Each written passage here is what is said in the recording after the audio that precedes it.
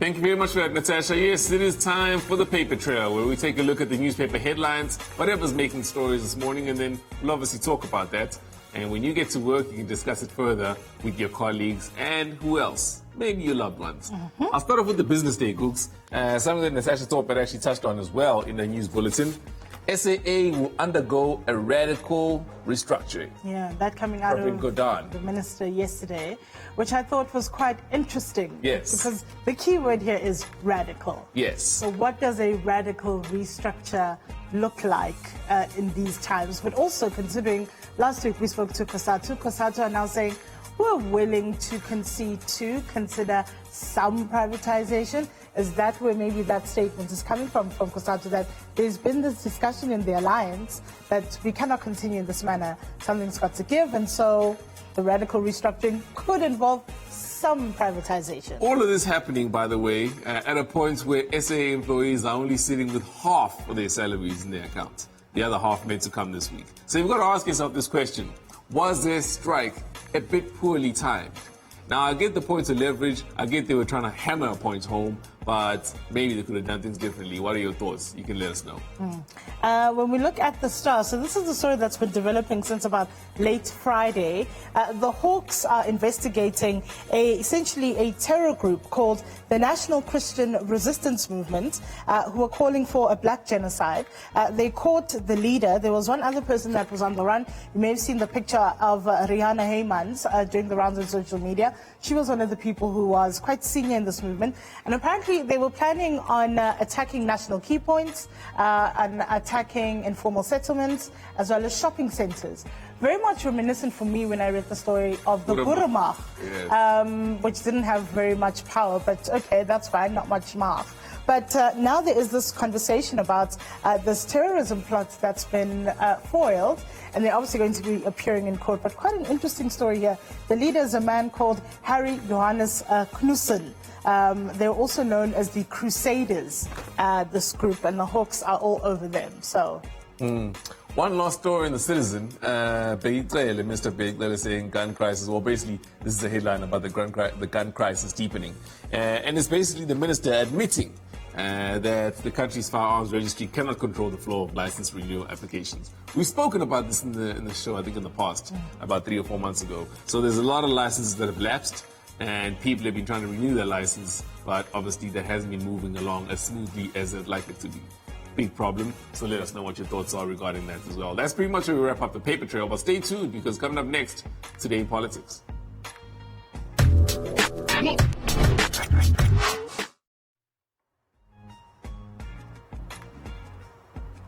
The ANC's Integrity Commission is taking a firm stance on former State Security Minister and current MP Bongani Bongo. The Commission last week asked the National Executive Committee to instruct Bongo to step aside as Member of Parliament until he has cleared his name. Yes, Bongo is now the subject of a Hawks investigation after he was accused of attempting to derail a parliamentary inquiry into state capture at Eskom.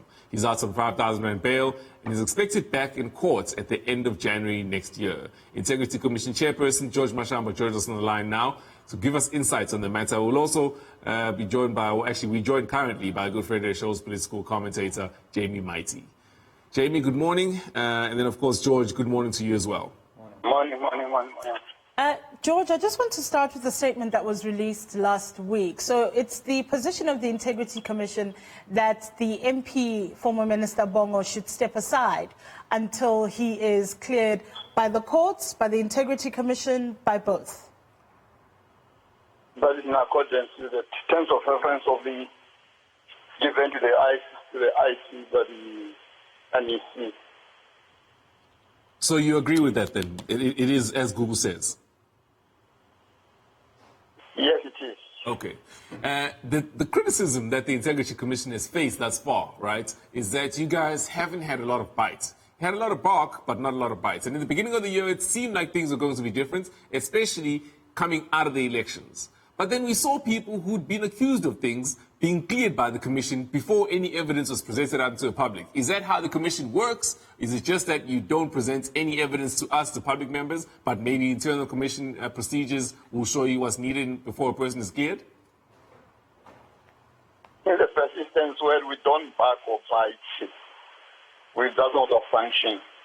And the second, well, we did not clear anybody. I think you are referring to the question of people going to Parliament.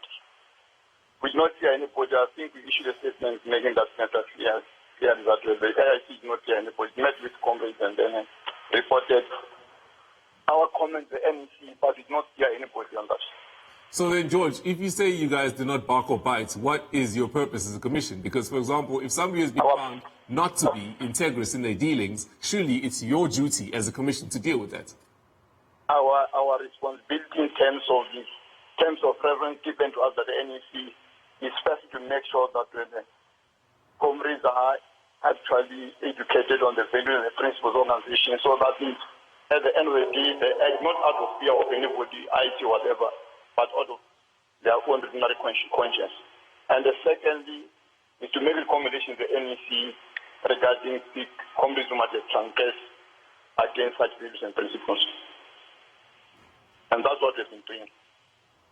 And so then, at a point where somebody has been found not to have dealt with integrity in a matter, what does the commission do? Do you recommend sanctions or do you just leave it?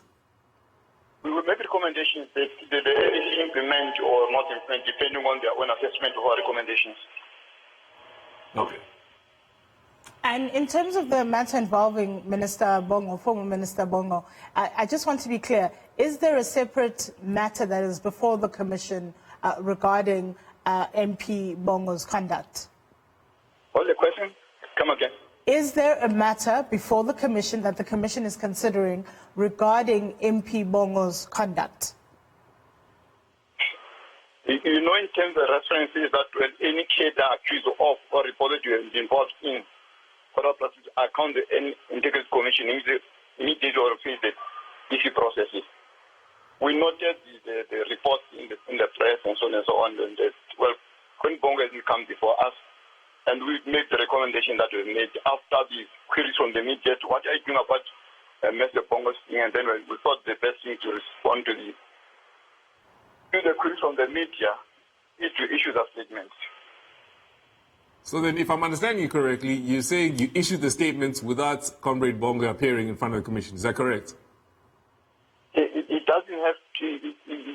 He ought to have appeared himself. The cadre accused of or got involved in corruption should appear before the IC immediately, himself or herself, or to say the DC processes.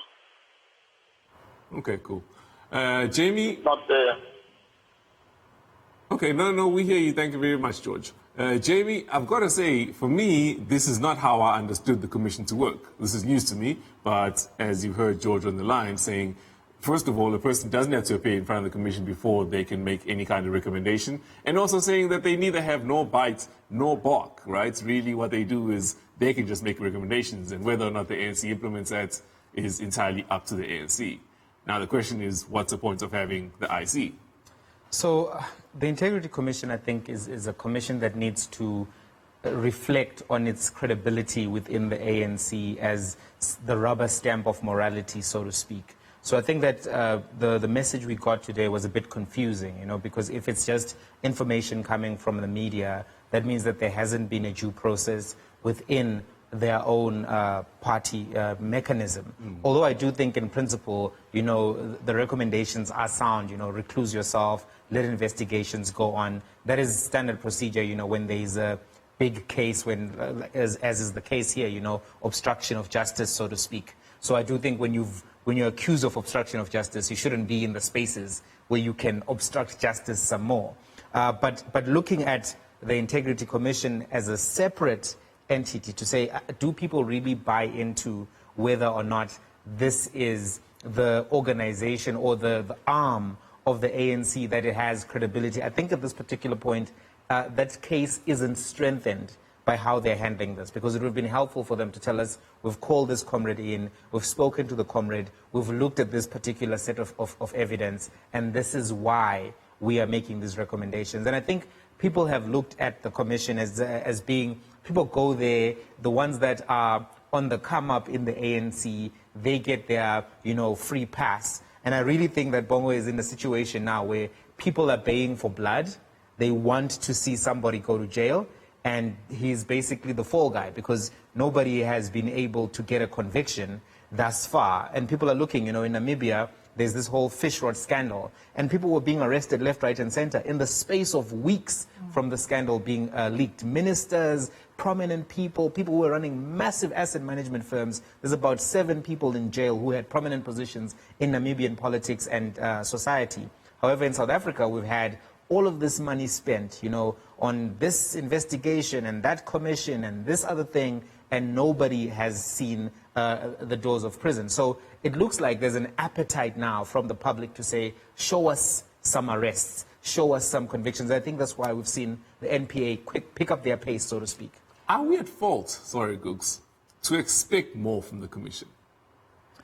Look, I think when people, you see, there's different layers. There's the media class. I think a lot of people in the media were like, oh, here we go again, another window dressing exercise. But a lot of people who didn't read the terms of reference, who maybe aren't familiar with the law and didn't notice that this is not going to be a gotcha commission, right? Those people actually thought, hey, Cyril Ramaphosa is doing all of these things, and we are finally going to see, accountability for state capture. And the political opponents of the Ramaphosa regime were pointing out that you guys are going to be sorely disappointed because there is no trail of evidence that's going to lead to the kind of convictions you guys claim. And in fact, sometimes we've seen people on Ramaphosa's camp being implicated, for having met the Guptas, forgot about their meetings, delayed their attendance to the commission so that they could refresh their memory. There was like a lot of strange stuff happening, across the board. But I think that the public had an expectation that they're going to see, the dominoes fall, so to speak, and people go to jail. But everyone else who was looking more closely at this was like, really, the lawyers are the ones who are going to, get taken care of. And we're going to have this window dressing exercise that's going to, now we're getting close to $1 billion at the rate that we're going. By the end of this thing, we'll have spent $1 billion rands on it without any conviction. Maybe this will be the one, maybe. That's where we need to leave it. That's how Today in Politics.